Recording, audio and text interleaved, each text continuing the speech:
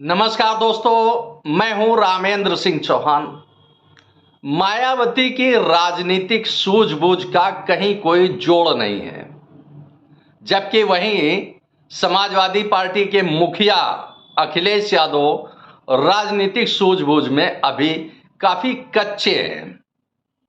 जी हां, हकीकत कुछ यही दिख रही है कि राजनीतिक सूझबूझ का अभाव है अखिलेश में। शायद यही वजह है कि अखिलेश यादव एक बार फिर राजनीति में एक बड़ा गच्चा खा गए।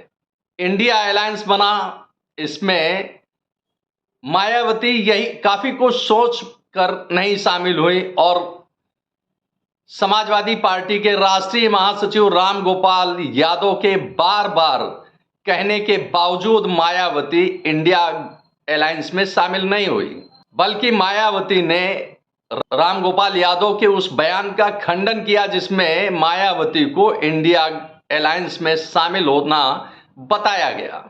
अब समाजवादी पार्टी के अखिलेश यादव को गच्चा कहां मिला और गच्चा किसने दिया, यह देखने वाली बात है। तो गच्चा दिया कांग्रेस ने, जो इंडिया अलायंस का प्रमुख घटक दल है, यानी मुख्य दल है इंडिया अलायंस का कांग्रेस, और उसी ने अपने सहयोगी यानी साथी यानी अलायंस के बड़े दल समाजवादी पार्टी को गच्चा दे दिया। और यह गच्चा दिया समाजवादी पार्टी को पूर्वांचल में।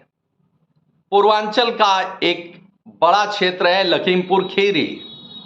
लखीमपुर खीरी से 4 बार के सांसद रहे, समाजवादी पार्टी के टिकट पर वह सांसद रहे रवि प्रकाश वर्मा और उनकी बेटी पूर्वी वर्मा। रवि प्रकाश वर्मा और पूर्वी वर्मा को समाजवादी पार्टी से नाता तोड़वा दिया कांग्रेस ने। और कांग्रेस ने न केवल रवि प्रकाश वर्मा और उनकी बेटी पूर्वी वर्मा का समाजवादी पार्टी से नाता तोड़वाया, बल्कि उसको ससम्मान कांग्रेस में शामिल करा लिया। अब देखने वाली बात यह है कि लखीमपुर खीरी के रवि प्रकाश वर्मा 4 बार के सांसद हैं। 3 बार वह लोकसभा के लिए चुने गए, 1 बार राज्यसभा के लिए।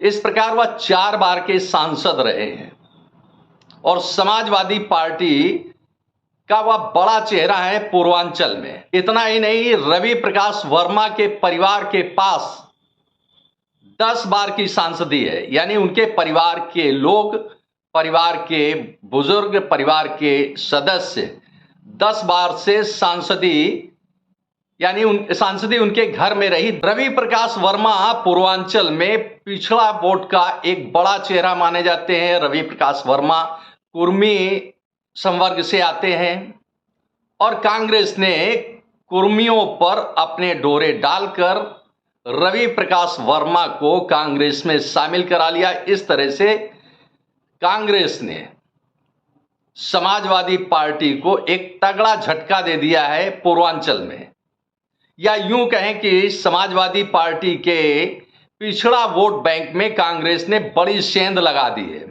अब स्वाभाविक बात है कि इससे अखिलेश यादव की चिढ़ कांग्रेस के प्रति और बढ़ गई होगी।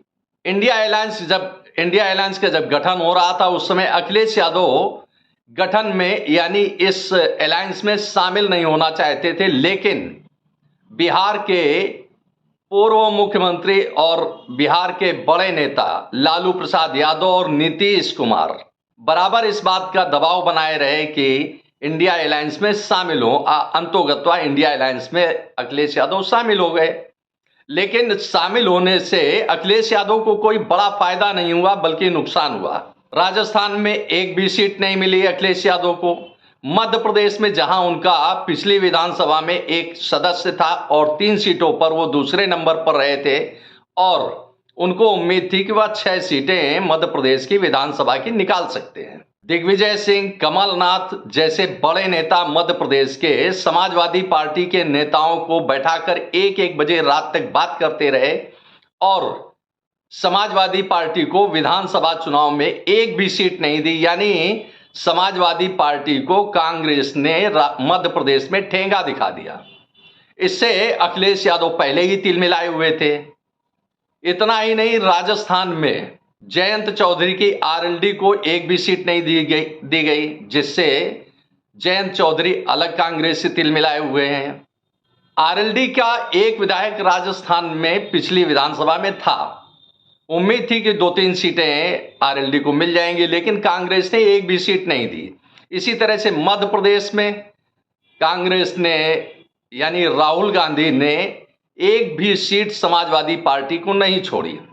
इतना ही नहीं, समाजवादी पार्टी के नेता अखिलेश यादव को यानी समाजवादी पार्टी के मुखिया अखिलेश यादव को अपमानजनक दौर से भी गुजरना पड़ा, जब कमलनाथ ने कहा कौन अखिलेश वखिलेश छोड़ो। यह एक बड़ा अपमानजनक दौर था कि सीट भी नहीं देंगे और आपको बता देंगे कि आपकी हैसियत भी कुछ नहीं है। इतना ही नहीं, अखिलेश यादव ने अजय राय जो कांग्रेस के उत्तर प्रदेश के अध्यक्ष हैं, उनको चिरकुट नेता तक कह दिया कि चिरकुट नेताओं से बात नहीं करनी है, चिरकुट नेताओं की क्या बात करें। तो जो तल्खी कांग्रेस और सपा के बीच में थी वह खुलकर पूर्वांचल के इस घटना के बाद आ गई कि कांग्रेस ने यानी राहुल गांधी ने समाजवादी पार्टी के किले को ध्वस्त कर दिया उत्तर प्रदेश के पूर्वांचल में। अब यह तिलमिलाहट है, जाहिर सी बात है कि यह तिलमिलाहट लगातार बढ़ती जा रही है। तो जो एक उम्मीद थी, जो लोगों के बीच में दिख रहा था कि इंडिया अलायंस लोकसभा चुनाव में भारतीय जनता पार्टी को कड़ी टक्कर देगा, लेकिन ऐसा कुछ भी नहीं दिख रहा है, क्योंकि 2 कदम भी नहीं चल पाया इंडिया अलायंस और बिखरने लगा। आरएलडी ने अभी अपने पत्ते नहीं खोले हैं। समाजवादी पार्टी ने अब सीधे सीधे एक तरह से कर दिया कि वह उत्तर प्रदेश में फिलहाल समझौता करने की स्थिति में नहीं है और वह अब इस लोकसभा की सभी 80 सीटों पर अपनी तैयारी कर रहे हैं। पहले वह 65 सीटों पर तैयारी कर रहे थे कि शायद 15 सीटें कांग्रेस या अन्य विपक्ष को दे करके वह 65 सीटों पर लड़ेंगे, लेकिन उन्होंने ऐसा न करके अब वह सभी 80 सीटों पर तैयारी कर रहे हैं। और वैसे दूसरे नजरिए से देखें तो समाजवादी पार्टी के लिए 2024 का लोकसभा चुनाव कोई मायने नहीं रखता है। असल तैयारी तो अखिलेश यादव की 2027 के विधानसभा चुनाव की है, क्योंकि विधानसभा ही अखिलेश यादव का मुख्य लक्ष्य है। केंद्र की अपेक्षा उत्तर प्रदेश की सत्ता उनके लिए काफी मुफीद है। काफी कुछ यह स्थितियां दिखती हैं कि जिस तरह से जो कांग्रेस यानी राहुल और अखिलेश के बीच में तो जो तल्खी बढ़ी है, उसने इंडिया अलायंस की धज्जियां उड़ा दी, यानी इंडिया अलायंस को अब किनारे कर दिया। अब कांग्रेस की चालाकी देखिए। कांग्रेस राजस्थान और मध्य प्रदेश में अपनी अच्छी खासी हैसियत रखती है, तो इसलिए लिहाजा उसने ना आरएलडी को राजस्थान में एक सीट दी और ना मध्य प्रदेश में समाजवादी पार्टी को कोई सीट दी। जाहिर सी बात है कि उत्तर प्रदेश में वह बड़ा अधिकार चाहती, यानी बड़ी संख्या में सीट चाहती है। तो जाहिर सी बात है कि जहां कांग्रेस का प्रभाव है, यानी राजस्थान मध्य प्रदेश में, वहां ना आरएलडी को सीट देगी और ना सपा को सीट देगी। लेकिन समाजवादी पार्टी का जहां प्रभाव है, जहां गढ़ है उत्तर प्रदेश, वहां बराबर की हिस्सेदारी चाहती है कांग्रेस। अब ऐसे में समझौता कितना आगे बढ़ेगा यह एक अलग बात है, लेकिन फिलहाल इंडिया अलायंस 2 चरण भी नहीं चल पाया, यानी 2 कदम भी आगे नहीं बढ़ पाया और औंधे मुंह गिर गया।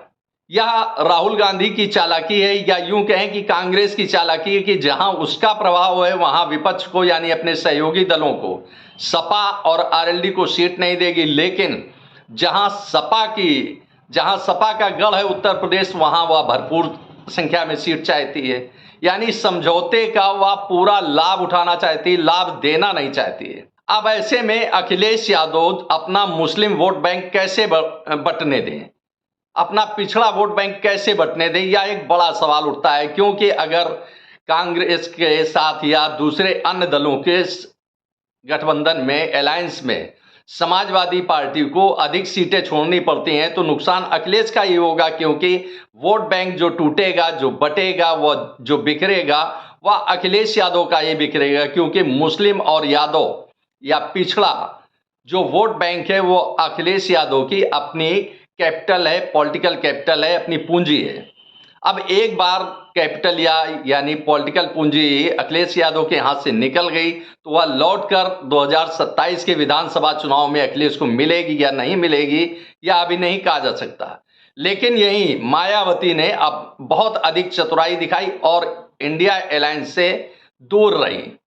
इंडिया अलायंस में मालूम था उनको कि इंडिया अलायंस में जाएंगे तो घाटे का सौदा है, लिहाजा वह इंडिया अलायंस से दूर रही और इंडिया अलायंस के पास जाने का नाम भी नहीं लिया। इतना ही नहीं, मायावती राजस्थान और मध्य प्रदेश, छत्तीसगढ़ सहित 5 राज्यों के चुनाव में लगातार कांग्रेस, भाजपा और सपा पर हमलावर रही।